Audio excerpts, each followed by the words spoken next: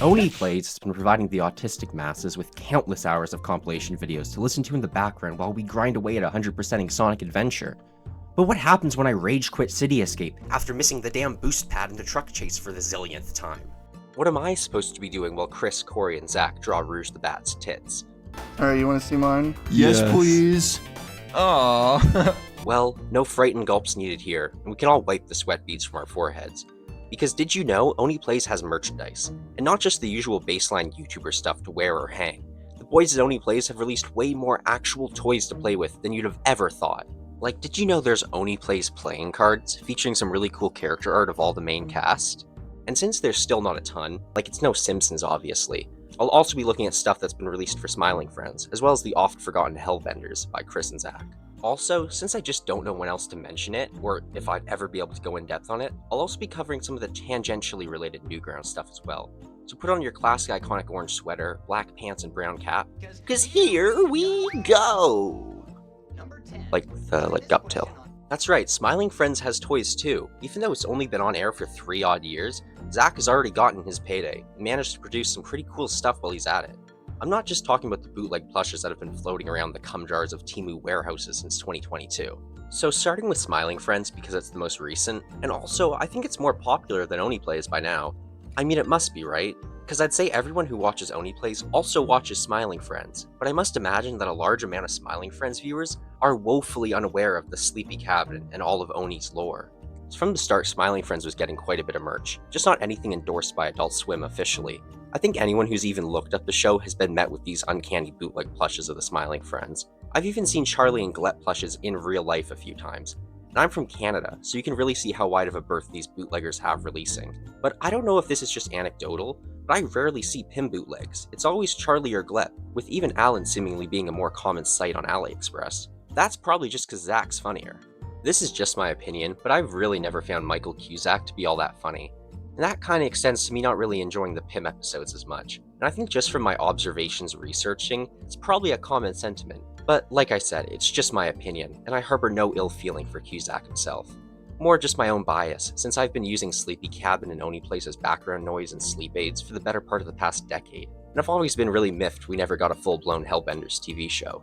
Speaking of which, we have our first officially licensed products, in this set of 2 Hellbenders plushes, based of course on Chris O'Neill and Zach Hadel. Released in 2020, available exclusively online at the Oney Plays merch store, and for a limited time at that, these are fairly basic plushes, staying true to the simple designs very well. There's really not much to say about them because they're just so perfectly done. And since Hellbenders never ended up being picked up for a full show, these are almost certainly the only collectibles that'll ever be made for it. So I'm happy that Shark Robot did such a good job with it, and I wonder if they'll ever do a restock, if that's even possible. As everyone watching this video already knows, I'm sure, after Adult Swim passed on Hellbenders, Zach would pitch Smiling Friends with Michael Cusack, and he finally got a show on air. And this would lead to the events of SDCC 2025, when to promote the 3rd season, Adult Swim would recreate the Smiling Friends break room as a fully interactive life-size booth. And at that booth, on each of the 5 days, a different 1/6 scale figure would be given out, as well as a cardboard backdrop, which also depicted the break room. These figures honestly piss me off just looking at them. I mean, I start mauling like Gollum and spurging out over the prices of these 5. Like, oh my god, these are expensive, selling for upwards of $100 each depending on the character. These guys aren't articulated or anything, but the poses are amazing, and with Charlie in particular, they really caught that dead, pin-eyed stare of total mental vacancy that I've always loved in the Zach renders. The colors are so bright and gleeful, especially on Pim, posed with his arms held high and his exposed nerve ending standing erect.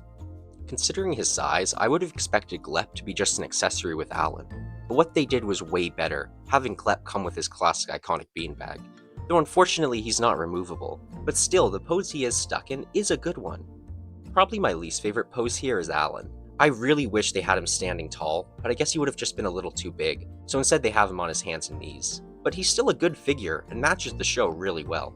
Which can also be said for Mr. Boss, who's exactly what I would have wanted, being an almost one-to-one replica of the little Mr. Boss given to Alan. And I mean, who wouldn't want one of those? Open your hands up, son. That's a little version of me, Alan. I want you to have it. I don't really want this. I mean, I'll take it if you don't want it, Alan. I don't want that. I mean, yeah, Good. sure, here, Thanks, man. take it. Put it right If that's all right with you, Mr. Boss, if Charlie has it instead.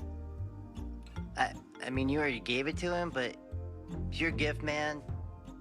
Do whatever you want with it. You wanna... Well, maybe not for Yeah. $150, but still, if there weren't so many other things I wanted more, I guess I'd do it. I do like that the boxes all connect to form the logo, but I just wish these weren't so hella limited, man. Like, really. But maybe it's only a matter of time until widely released figures are made, because the first official Smiling Friends plushes have also just been revealed. Slated for release this Christmas, 2 Glep plushes are currently up for pre-order on the Adult Swim Amazon store. These 2 Gleps are basically the same, except for the very cool hat swap for the Christmas version, making this our first official piece of holiday merch for the show as well. First of what I hope is many, many to come, because as of now, that's it for Smiling Friends merch, but looking at what's been made so far, it's all just top quality, and I have a lot of hope for the future of figures. I really hope we get some articulated figures of the main cast at the very least, and maybe Mr. Frog and Mip too, or at least some that aren't so incredulously limited. But given Zach Hadel's very public comments, I think we're safe from the dreaded Funko Pops clogging the merch stock.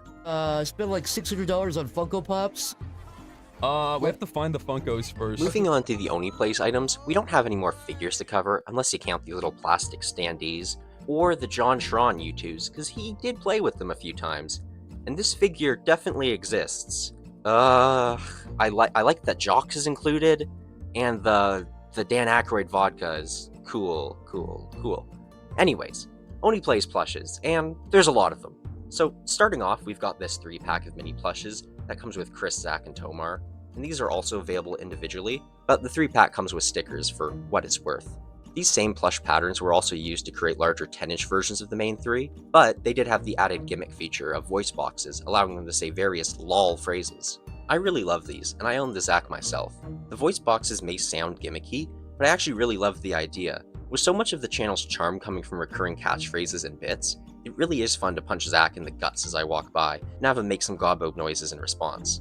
The tags on them are also pretty cool, being shaped like Chris's head. It's just a nice touch that I really appreciate. Same with the added color on Tomar's classic iconic purple hat, just helping it stand out amongst all the white bellies on display.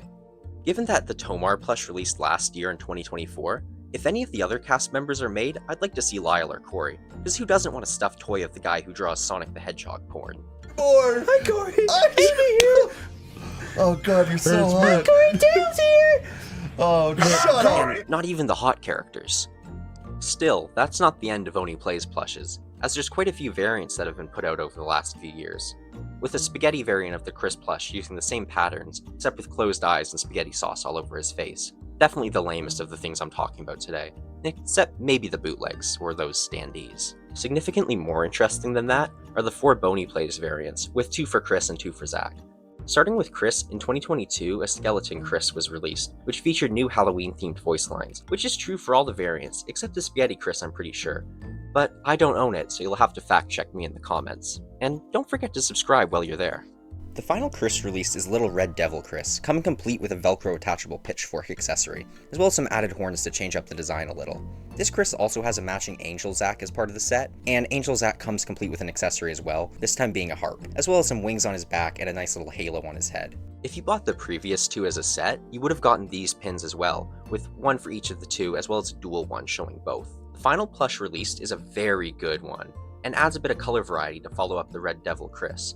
It's Goblin Zack in bright goblin green. This one released alongside the Skelecris and is a very simple color swap of the regular Zack, but it's just so perfect and fitting, and even features some great new spooky kooky phrases.